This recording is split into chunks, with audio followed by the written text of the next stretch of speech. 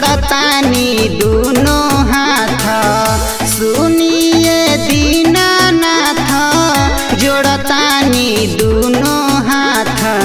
सात घोड़ावा रथवा चढ़ी आई ए सूरज गोसाई, अब जनी देरी रौरा लगाई ए आदित्य गोसाई।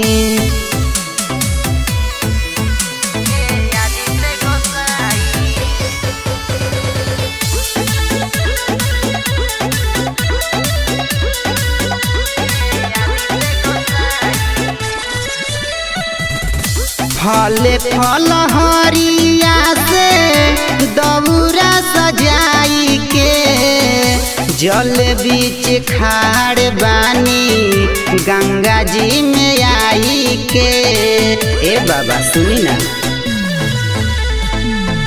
फल फल हरिया से दौरा सजा के, जल बीच खाड़ बानी गंगा जी में आके।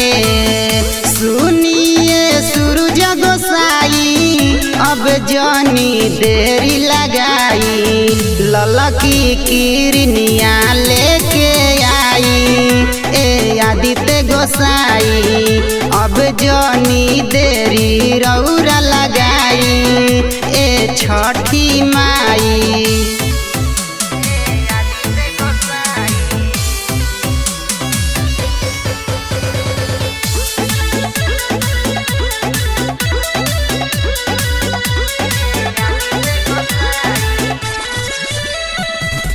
रोजे रोजे उगते रही होते भी नुसार जी, आज काहे कोइले बानी पूरा अंधकार जी। ए बाबा काहे देरी कोइले बानी, रोजे रोजे उगते रही होते भी नुसार जी, आज काहे कोइले बानी पूरा अंधकार जी।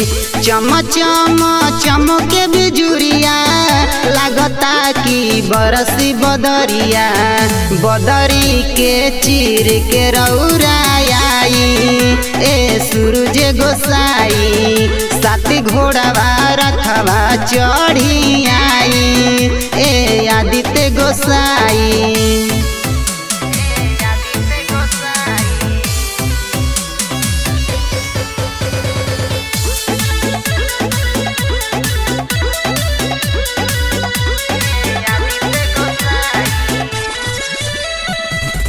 सूरज अकेला टुन टुन करे हाथ जोड़िया, देरी जनी करिए बाबा और घर के बेरिया।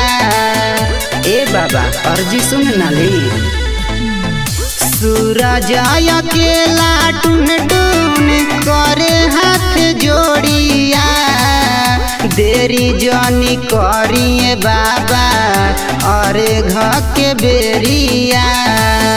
दो दिन से भूखल तिवई बाड़ी उपास जी, कठिन बरतिया सुफल बनाई ए सूरज गोसाई, अब जनी देरी रौरा लगाई ए आदित्य गोसाई। जय हो छठी मैया।